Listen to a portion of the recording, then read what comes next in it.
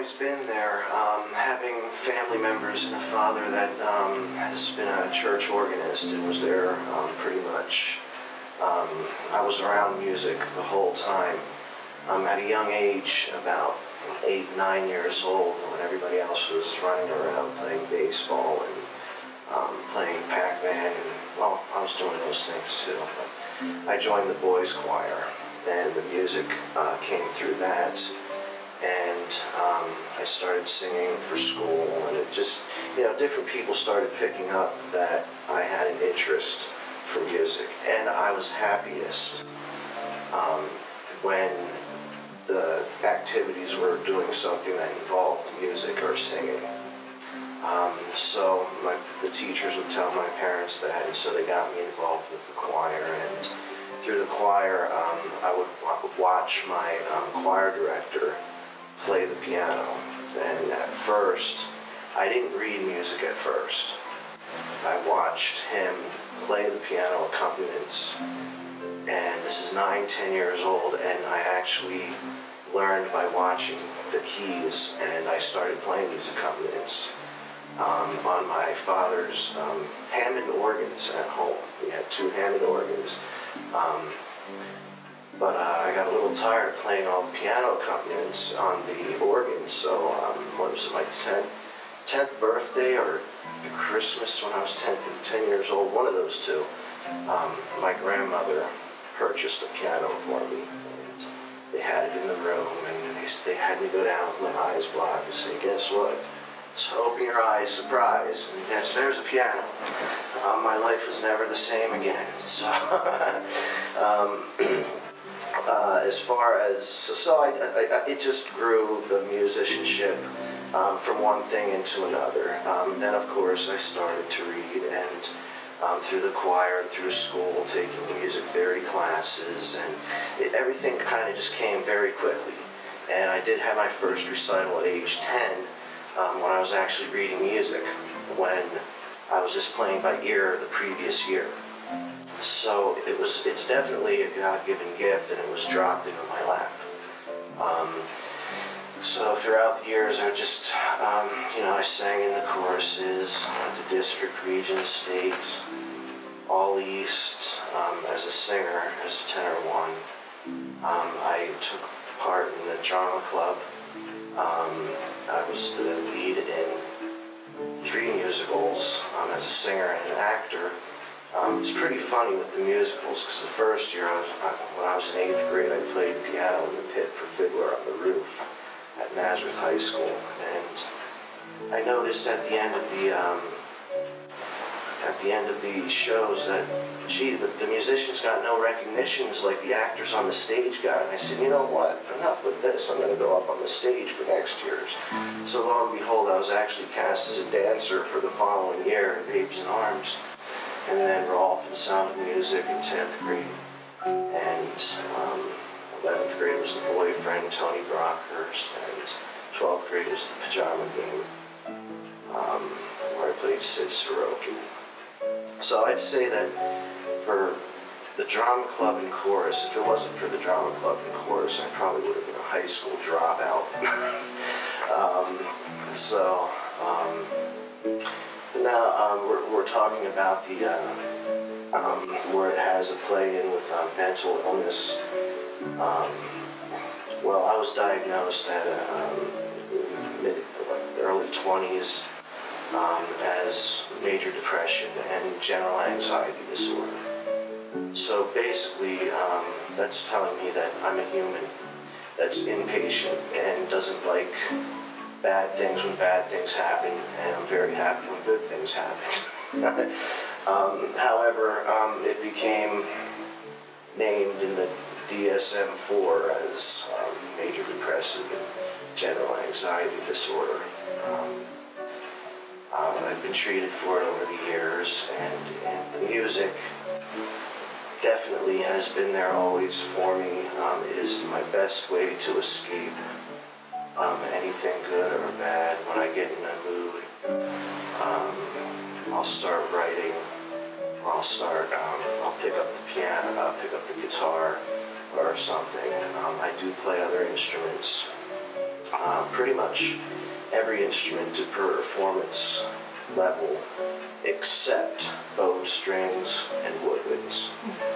Like, I can play guitar. If I'm told this guitar part needs to be played, I can play it. I played bass years ago as I played in a Beatles tribute group as Paul McCartney in the mid-90s. Where actually at the same time I was playing at Dorney Park. And I was given 60 Beatles songs. Can you learn these on the bass and the Paul's vocals by this Friday night so we could play at TK Corrals at that time in Allentown. So, yeah, there's a lot of choices, a lot of things for me to do, a lot of focus points to take away from anything ill that I may be feeling or anything rough that I may be going through at any particular time. So, however, with the instruments I do not play, you will not see me with a violin or a cello or a flute or a saxophone. I've tried. It's just I was meant for brass, keyboards, organ, guitars. As far as string instruments, the fretted instruments, guitars and bass. And I've pretty much made a living as, you know, a musician since age 11 up until now, which I just had my 40th birthday this last year, and that's where I'm at. Which I love all the, you know, all the arts. You know, I still do acting these days, not as much because there's needs for music directors. You know, music directors are hard to find in the theater, in the church music world, pretty much everywhere. So I ended up putting down the acting for the most part, and the singing too, which really, by score and by book, I was more of a singer than a pianist or organist even. But however, again, the need for music directors and new vocal technique that can teach vocals and also run the orchestra, play the piano parts, you know, they're very rare to find, so there's kind of job security there. I have it on one of my YouTubes, Jesus Christ Superstar, when I directed it at Seminary Stage Company several years ago. There was a section where my page turner, while I was playing the piano, grabbed my 12-string guitar for me, which was behind me on a guitar stand, and I played the I Don't Know How to Love Him on a 12-string guitar while the rest of the pit orchestra was playing. And then when that song finished, I gave it to the page turner and then went back to the piano and played some bass line and went back into the piano part. So that I did that for 2 songs. That always fascinated everybody. So it's kind of fun to, you know, it breaks the monotony of having to play one instrument in a 2-hour show. And, you know, pick up the guitar for a song or two and have a different overall feel for the sound. You know, it's like, wow, this song has guitar and a 12-string guitar in it. My father was part, but it was more my choir years. It was the choir director, and there I had a lot of. I give my musical ability to solfege, which is the sight singing, being able to look at a piece of music that I've never seen before, and through certain methods. This choir director taught the Zoltan Kodály method, you know, using do, re, mi, fa, sol, la, ti, do, and looking at the notes, learning the keys. And once you get to a certain point, you can look at a piece of music that you've never seen before and actually sing it and hear it in your head. And learning all those exercises and using those do, re, mi, fa, solos in different keys helped to train my ear so that everything else became second nature and really easy to figure out and follow. escape from anything that made me ill feeling. However, I joke around with my father and some other people at times and say, well, you know, as far as my mental illnesses, they're situational. You know, if things basically suck at a certain period of time, I'm not going to be happy and I'm going to be depressed and I'm not going to be doing somersaults in the air. If there's good things going on in life, I'm going to be happy, and, you know, it's well, bipolar, well, not, no, it's called being happy when good things happen, being sad when bad things happen, but okay, maybe some of us take it to further extremes than others, and that's where they draw the lines in the psychological profession. Now that same thing goes for, you know, the idle time. That's very dangerous. You know, like there's always something for me to do. I could always be writing or arranging something, but sometimes it's just like there will be no motivation to even move. I'll just sit there and watch Netflix for a couple hours until I finally feel like getting off the bed and jumping in the shower and doing something. It's like, well, I have this to do at 5 o'clock. These people are counting on me. And so, but you know, those kind of things take years, you know, unfortunately, once, you know, you go through it and you're diagnosed, and, you know, you survive with it through the years. Your music? Yeah, I'd either play music. Unfortunately, with the not sleeping thing, I've always been a bit of an insomniac, and from what my mother tells me, I even had problems sleeping as a little baby. Oh. So we're talking about a lifelong issue here, and really, insomnia is one of the worst things anybody can have. You know, it can lead to so many other problems, you know, not just mental, emotional, physical, you know, spiritual. You know, it'll wipe them all out if a person doesn't sleep properly or for days at a time. I mean, it's what Stephen King suffers from. He wrote about it. But music is one of the outlets. At least get 3 or 4 decent nights sleep in a week, then none at all. And just, you know, the week sleep consisting of a half-hour nap here, a half-hour nap there, and it's just unhealthy that way. There are 2 things that really stand out now, and like I say, I'm not finished yet. So there's many things to come, but two of the things that really I'm proud of is, that pop out, the work I did on the cruise lines with Princess and Holland America Cruise Lines. It was nice to basically go on vacation for several months at a time and get paid to do it.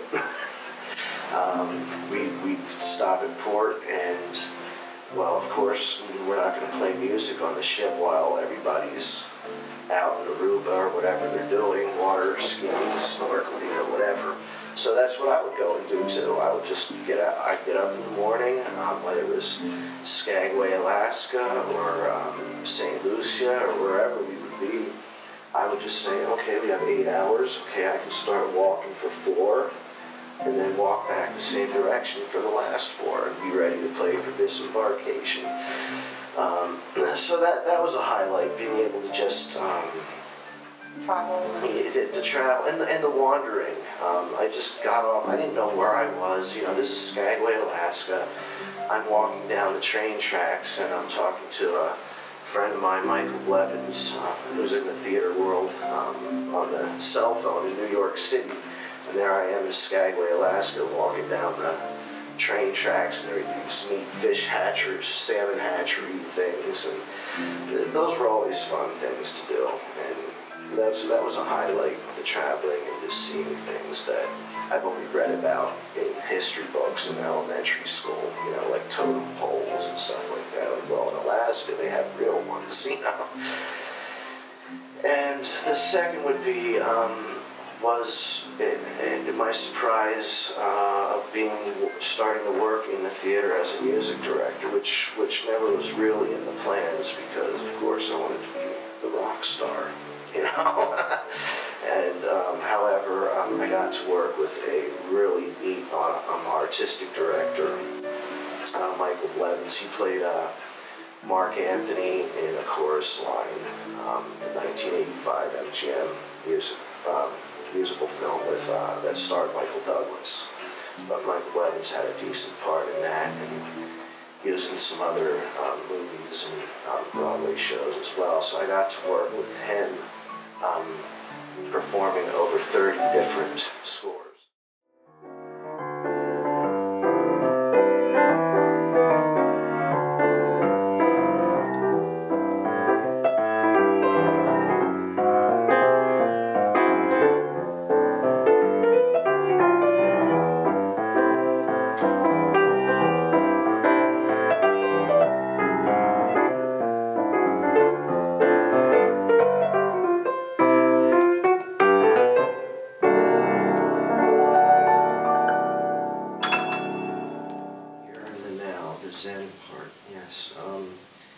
Well, I started working in this wonderful building here, Nazareth Church, and I started here November 29th.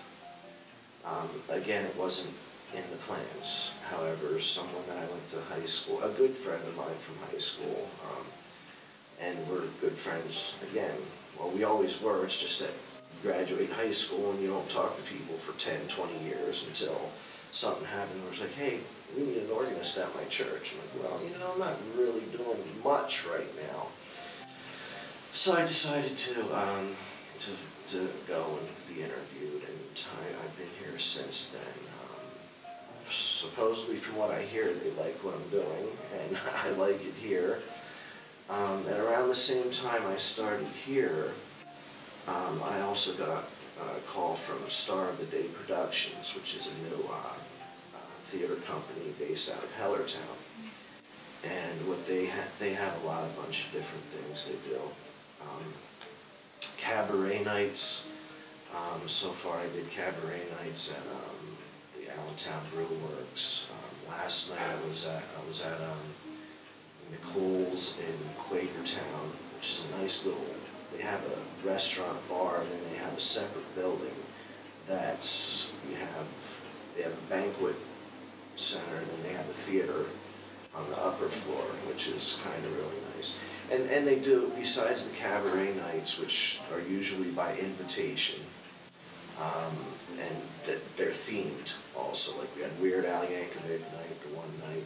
Last night was the Divas. It's a group that the owner of the company put together, and I guess one of the members is from Massachusetts, and you know, they come from all over.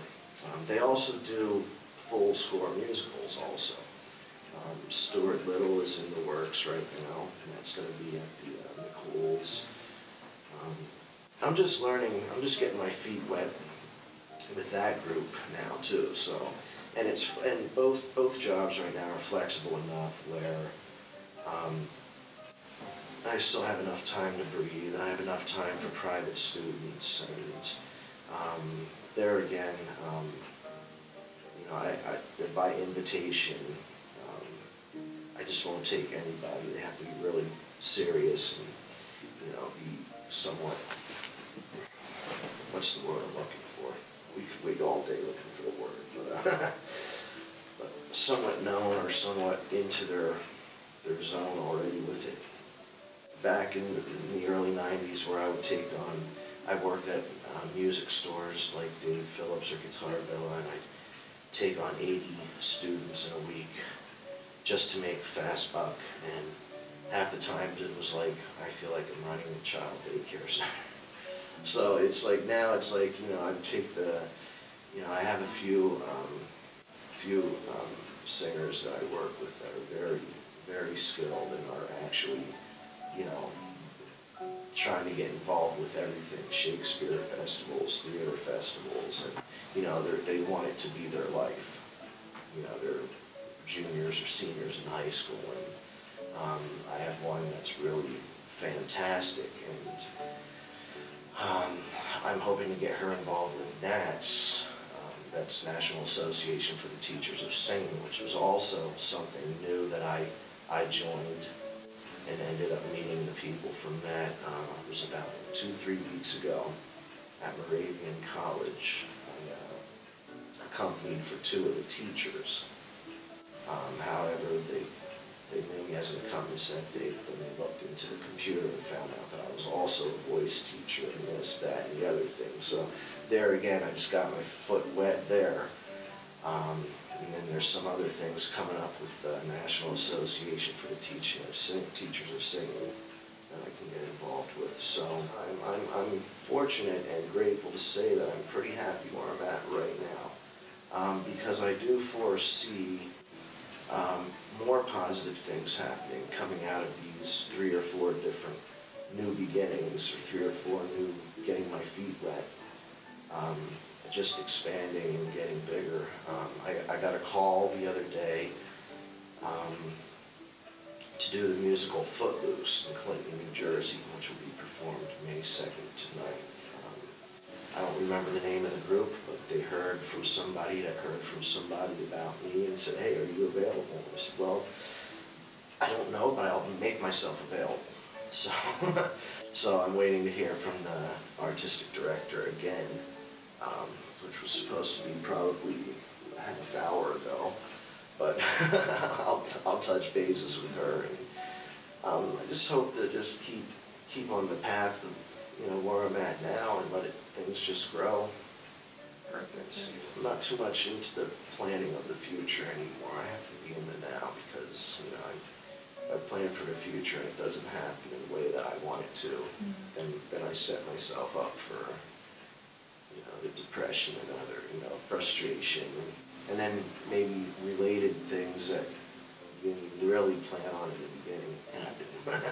like me with the theater, it's like I said, when I was a teenager, I wanted to be the rock star and buy the glass house in Los Angeles, the big glass mansion, and well, I'm all right. So I didn't get that, and I'm okay with that today. So inner awesomeness. Yeah, how do you find your inner awesomeness? Do you feel that? Others found it for me. The very spiritual aspects,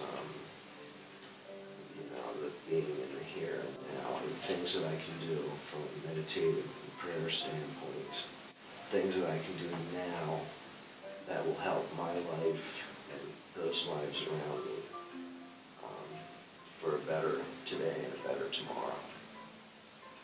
So yeah, there's times in my life when I do put others' needs in front of mine, I tend to do better in life. But when I get off the beaten track and start getting a little selfish and start being like it's all about me, then that's when the turbulence starts.